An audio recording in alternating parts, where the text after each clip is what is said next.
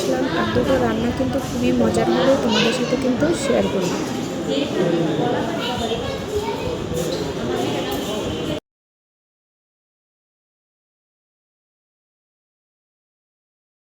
এখানে আলুগুলো ঝুরি করে কেটে রেখেছি। এই আলু দিয়ে মাছের ডিম দিয়ে ভাজি করে খেতে কিন্তু বেশ ভালো লাগে। আর এদিকে আমি পেঁয়াজের খোসাগুলো ছেড়ে নিয়েছি, কাঁচামরিচের ডালগুলো ছেড়ে নিয়েছি। আর এখানে নিয়েছি একটা টমেটোটা দিয়ে আমি গোলসা মাছ ভুনা করব। আর প্রথমে আমি পেঁয়াজগুলো কেটে নিচ্ছি। হ্যালো এভরিওয়ান, আসসালামু আলাইকুম। সবাই কেমন আছেন? আশা করছি অনেক অনেক ভালো আছেন। বৃষ্টিময় দিন। আর এভরিডে ব্লগ বিডি চ্যানেলে যারা নতুন, অবশ্যই চ্যানেলটা কিন্তু সাবস্ক্রাইব করে দিবেন। আর যারা দিয়েছেন তাদেরকে অসংখ্য অসংখ্য ধন্যবাদ জানাচ্ছি। আপনারা সবাই ভিডিও দেখেন, ঠিক আছে, কিন্তু লাইকটা দিতে কিন্তু ভুলে যান। লাইকটা দিয়ে ভিডিওটা শুরু করবেন। আপনাদের ছোট্ট একটা লাইক কিন্তু আমার ভিডিওটা ইমপ্রেশনে সাহায্য করবে। তো প্রথমে পেঁয়াজটা কেটে নিচ্ছি।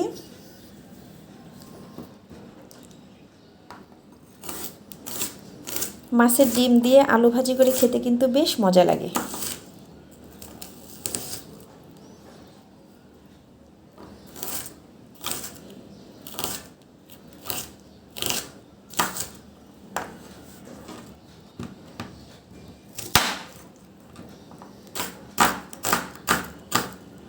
খুব দ্রুত করে কাটতেছি। রান্না শেষ করে ঘরের কাজকর্ম আছে কিছু, সেটা শেষ করব। শেষ করে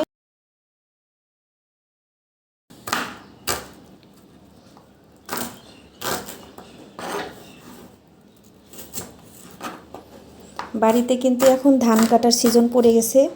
অতিরিক্ত বৃষ্টির কারণে কিন্তু কামলার দামটাও বেড়ে গেছে। যেখানে একটা কামলা 500-600 টাকা ছিল, সেখানে কিন্তু একটা কামলা হয়ে গেছে 1000-800-900 করে। আর এটা মধ্যবিত্ত পরিবারের জন্য কিন্তু খুবই টাফ ব্যাপার। তো যাই হোক, আল্লাহ উত্তম পরিকল্পনাকারী। তারপরে আমরা দোয়া করব গ্রামের মানুষজন খুব ভালোভাবে ধানগুলো ঘরে তুলতে পারে।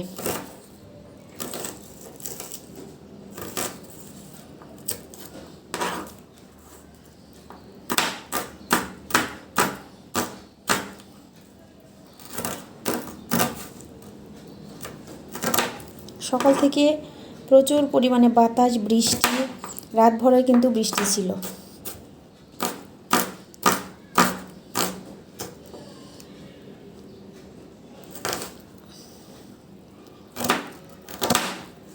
শহরে কিন্তু অতটা সমস্যা হয় না, কিন্তু গ্রামের মানুষ এই যে ধানের সিজনে কিন্তু প্রচুর পরিমাণে তাদের সমস্যা। কারণ বৃষ্টি হলে ক্ষেতগুলো তলিয়ে যায়, ধানগুলো কাটতে অনেক কষ্ট হয়, ধানগুলো ফসলগুলো নষ্ট হয়ে যায়। অনেক কষ্ট করে ফসল চাষ করতে হয়, যারা করে তারাই জানে যে কত কষ্ট করতে করে ধান চাষ করতে হয়। ধান পাট যাই বলি না কেন।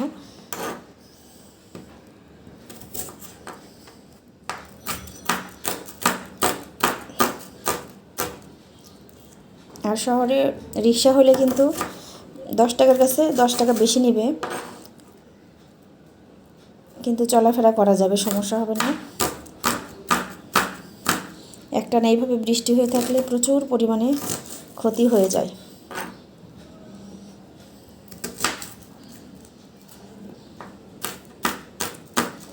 শ্বশুরবাড়ি, বাপের বাড়ি, সব জায়গায় কিন্তু এখন ধান কাটার মৌসুম চলছে পুরা দমে।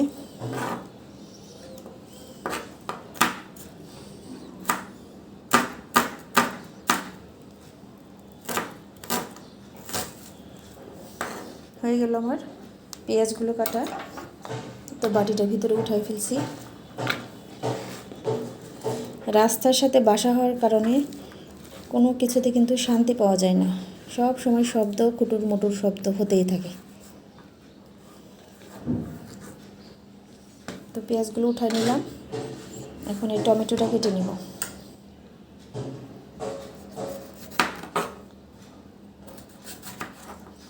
টমেটো খাওয়া আসলে ঠিক না, কারণ সিজন ছাড়া টমেটো খাওয়া ঠিক না। কারণ এই টমেটো তো প্রক্রিয়াজাত, এর ভিতরে অনেক রকমের ওগুলো দিয়ে প্রসেসিং করা আছে। এটা স্বাস্থ্যের জন্য মোটেও ভালো না। তো এইবারে শেষ, আর কিনবো না। আমার হাজব্যান্ড বলছে আর কিনবা না, টমেটো আর খাবো না, সিজন ছাড়া টমেটো খাওয়া যাবে না, স্বাস্থ্যের জন্য প্রচুর পরিমাণে ঝুঁকিপূর্ণ হয়ে যাবে। তো টমেটো কাটা হয়ে গেলে এবার মরিচগুলো ফালি করে নিচ্ছি।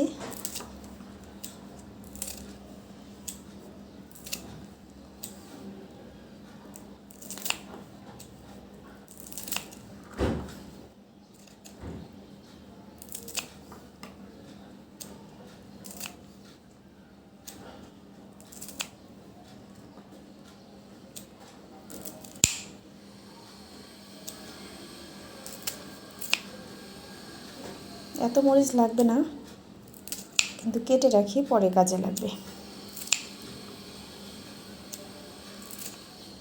তো পেঁয়াজ মরিচ সাথে কাটা হয়ে গেল। তো আমি বাটিটার ভিতরে মরিচগুলো উঠিয়ে নিচ্ছি, আর এক সাইডে টমেটোটা রেখে দিচ্ছি। এবার রান্নাঘরে যাই। কড়াইটা বসিয়ে দিয়েছি আলুটা ভাজি করার জন্য। তো দিয়ে দিচ্ছি এর ভিতরে পেঁয়াজ কুচি,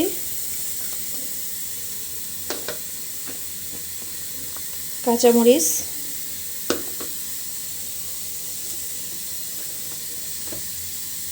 তেল,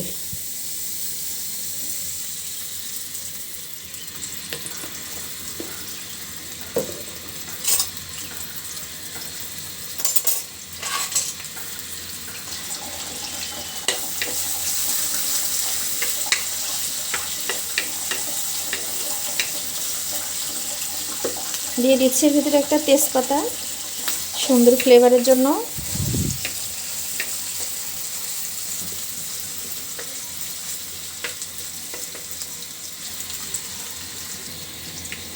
আলু ভাজি করার জন্য পেঁয়াজটা কিন্তু খুব বেশি ভাজাভাজি করব না, পেঁয়াজটা কিন্তু ভাজা হয়ে গেছে, যেরকম ভাজি করে নিলাম।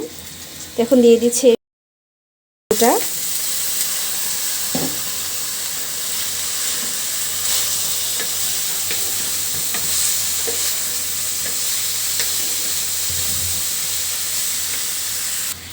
দিয়ে দিচ্ছি লবণ,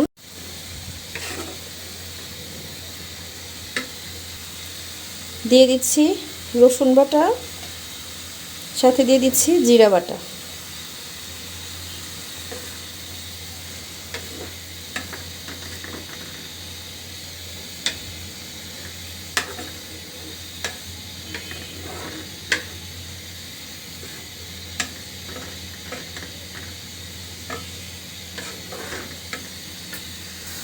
খুব সুন্দর করে কিন্তু হলুদ, মরিচ, লবণ আলুর সঙ্গে মাখিয়ে নিলাম।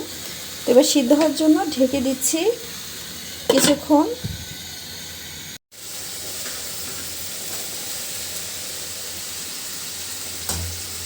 আলুটা ভাজি হয়ে গেছে, তো আমি বাটিটার ভিতরে বেলে নিচ্ছি। এরকম আলু ভাজি কিন্তু সাদা ভাত, পোলাও, পরোটা, খিচুড়ি দিয়ে খেতে কিন্তু বেশ ভালো লাগে। গরম গরম আলু ভাজি সাদা রুটির সাথে খেতে কিন্তু অনেক মজা হয়।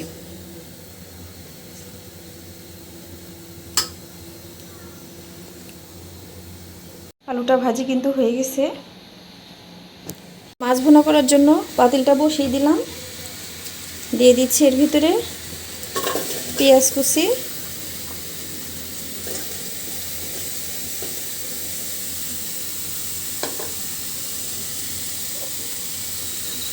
দিয়ে দিচ্ছি তেল,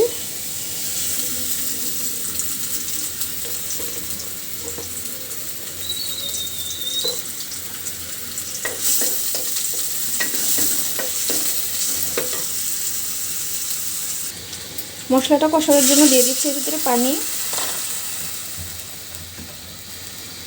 দিয়ে দিচ্ছি রসুন বাটা,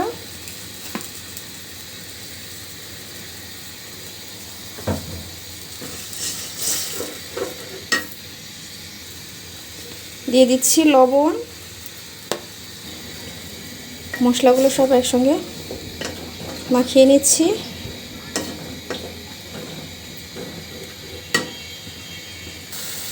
মশলাটা কিন্তু খুব ভালোভাবে কষানো হয়ে গেছে। তো দিয়ে দিচ্ছি এর ভিতরে কেটে রাখা টমেটোগুলো। টমেটোটা মশলার সঙ্গে খুব ভালো করে কষিয়ে নিব।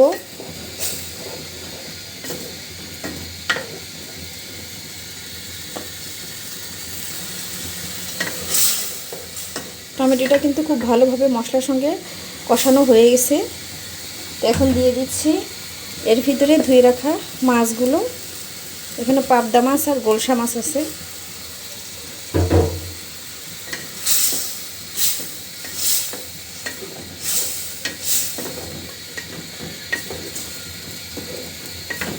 মশলার সঙ্গে মাছটা খুব ভালোভাবে মিশিয়ে নিলাম।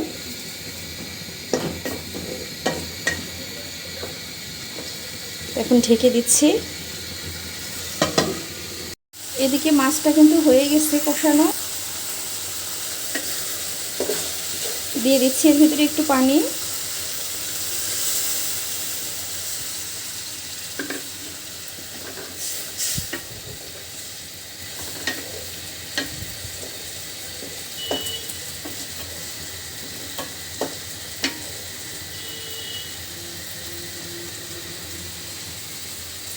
ঢেকে দিচ্ছি। সেই সঙ্গে মাছটা কিন্তু ভুনা হয়ে গেছে আর খেতে কিন্তু বেশ মজা ছিল, আলহামদুলিল্লাহ। আর আজকের মতো এ পর্যন্ত বিদায় নিচ্ছি। তোমরা সবাই ভালো থেকো, সুস্থ থেকো। ভিডিওটা ভালো লাগলে একটা লাইক, কমেন্ট, শেয়ার করতে ভুলো না। আল্লাহ হাফেজ।